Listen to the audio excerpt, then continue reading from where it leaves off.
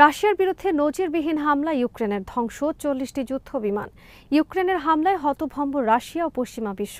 যে কোনো সময় ইউক্রেনে পাল্টা হামলা রাশিয়ার, আর কোনো ভবিষ্যৎ নেই রাশিয়া ইউক্রেন যুদ্ধবিরতি নিয়ে চলমান আলোচনার। যে কোনো সময় ভয়ঙ্কর দিকে মোড় নিতে পারে যুদ্ধ।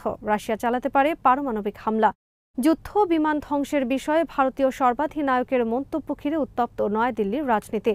বিরোধীদের তীব্র তোপের মুখে মোদি ও তার সরকার। বিটিভিএস ইনফোটেনমেন্টের স্বাগত জানাচ্ছি, আমি সুস্মিতা দাস। আজ জানাবো প্রতিরক্ষা সংক্রান্ত গুরুত্বপূর্ণ কিছু খবর। রাশিয়ার বিরুদ্ধে নজিরবিহীন এবং ভয়াবহ হামলা চালিয়েছে ইউক্রেন আর্মি। 4টি বিমান ঘাঁটিতে পরিচালিত হামলায় ধ্বংস হয়েছে রাশিয়ার কমপক্ষে 40টি অতিশয় শক্তিশালী আর মূল্যবান যুদ্ধ বিমান।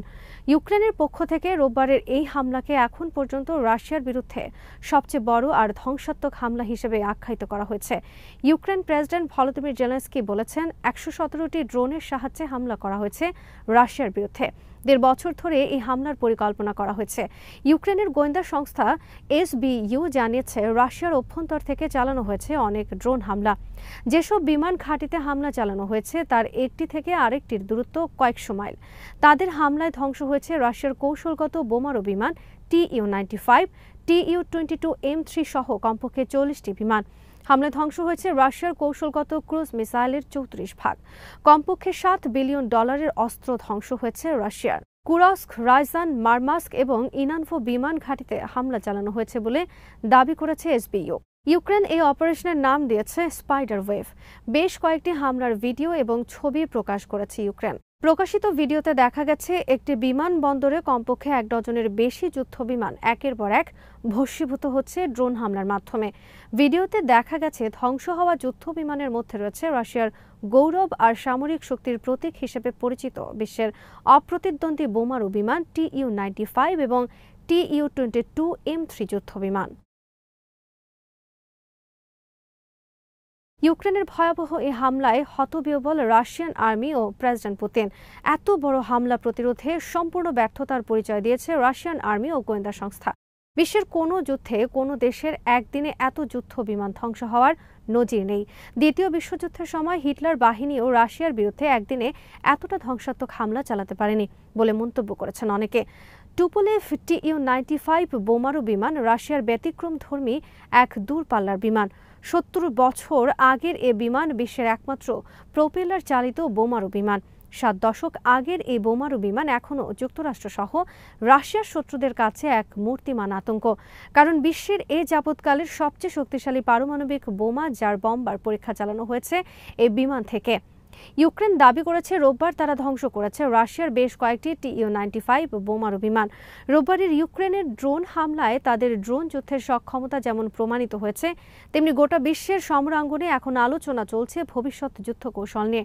ড্রোনের কাছে এখন একেবারেই অসহায় প্রচলিত সকল শক্তিশালী ভারী সমরাস্ত্র। সমর বিশ্লেষকদের মতে, রোববারের এই হামলার ফলে রাশিয়া ইউক্রেন যুদ্ধবিরতি নিয়ে চলমান আলোচনার আর কোনো ভবিষ্যৎ নেই। রাশিয়া ইউক্রেন যুদ্ধ এখন যে কোনো সময় ভয়ঙ্কর দিকে মোড় নিতে পারে। এমনকি ঘটে যেতে পারে তৃতীয় বিশ্বযুদ্ধ। রাশিয়া ইউক্রেনে চালাতে পারে পারমাণবিক হামলা, কারণ পুতিন আগেই বলে রেখেছেন তাদের পিঠ দেয়ালে ঠেকে গেলে তারা ব্যবহার করবে পারমাণবিক বোমা। পাকিস্তানের হামলায় ভারতের যুদ্ধ বিমান ধ্বংসের খবর সামনে আসার পর উত্তপ্ত হয়ে উঠেছে নয়াদিল্লির রাজনীতি। কংগ্রেস সহ বিরোধীদের তীব্র তোপের মুখে পড়েছে নরেন্দ্র মোদি ও তার বিজেপি সরকার।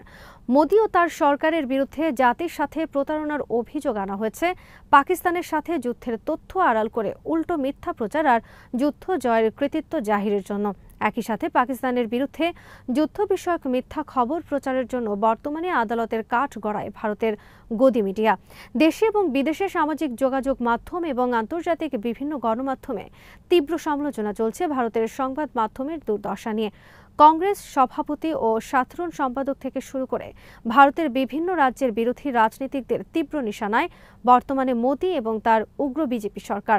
মোদি সরকারের বিরুদ্ধে তীব্র সমালোচনা চলছে গণমাধ্যমের কণ্ঠরোধের জন্য। কংগ্রেস সভাপতি মল্লিকার্জুন খাড়গে বলেছেন, মোদি সরকার জাতিকে বিভ্রান্ত করেছেন। যুদ্ধের কুয়াশা এখন কেটে যাচ্ছে। কার্গিল পর্যালোচনার আদলে একটি স্বাধীন বিশেষজ্ঞ কমিটির মাধ্যমে আমাদের প্রতিরক্ষা প্রস্তুতির একটি বিস্তৃত পর্যালোচনা দাবি করছি আমরা। যুক্তরাষ্ট্রের প্রেসিডেন্ট ডোনাল্ড ট্রাম্প যুদ্ধবিরতি চুক্তির জন্য মধ্যস্থতা করেছেন ইঙ্গিত করে মল্লিকার্জুন খাড়গে এক্স পোস্টে লিখেছেন, এটি সরাসরি সিমলা চুক্তির অবমাননা। ট্রাম্পের দাবি বিষয়ে জাতিকে পরিষ্কার করার পরিবর্তে মোদি নির্বাচনীয় প্রচারণায় ব্যস্ত। আমাদের সশস্ত্র বাহিনীর কৃতিত্বের জন্য মোদি ব্যক্তিগত কৃতিত্ব নিচ্ছেন। তিনি তাদের সাহসিকতার আড়ালে লুকিয়ে আছেন এবং সম্মত যুদ্ধবিরতির রূপরেখা এড়িয়ে যাচ্ছেন, যা ট্রাম্পের টুইটের পর 10 মে ঘোষণা করেছিলেন পররাষ্ট্রমন্ত্রী এস জয়শঙ্কর। পৃথক এক এক্স পোস্টে কংগ্রেস সাধারণ সম্পাদক জয়রাম প্রকাশ বলেছেন, নরেন্দ্র মোদী সর্বদলীয় বৈঠকে সভাপতিত্ব করবেন না এবং সংসদকে আস্থায় নেবেন না। কিন্তু সিঙ্গাপুরে প্রতিরক্ষা প্রধানের সাক্ষাৎকারের মাধ্যমে জাতি অপারেশন সিঁদুরের প্রথম পর্যায় সম্পর্কে জানতে পারে। প্রধানমন্ত্রী কি আগে দেশে বিরোধী দলগুলোকে আস্থায় নিতে পারতেন না? তেলেঙ্গানার মন্ত্রী এবং কংগ্রেসের সিনিয়র নেতা উত্তম কুমার রেড্ডি বলেছেন, পাকিস্তান ভারতের কতটি যুদ্ধবিমান ভূপাতিত করেছেন তা মোদী সরকারের প্রকাশ করা উচিত। যুদ্ধবিমান ভূপাতিত হয়েছে এ বিষয়ে অস্বীকার করা সরকারকে বন্ধ করতে হবে। সেনা সর্বাধিনায়ক নিজেই এটি উল্লেখ করেছেন এবং এর আগে বিমান বাহিনী প্রধান পরোক্ষভাবে এটি উল্লেখ করেছিলেন। আজ গোটা জাতিকে জানতে হবে যা কিছু ঘটেছে তা কেন সাথে সাথে জাতিকে জানায়নি।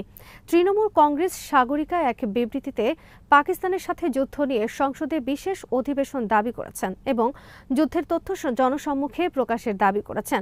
সাগরিকা প্রশ্ন করেন, যুদ্ধের এই খবর কেন প্রথমে ভারতের সংসদ, ভারতের জনপ্রতিনিধিদের না জানিয়ে আন্তর্জাতিক গণমাধ্যমে প্রকাশ করা হলো?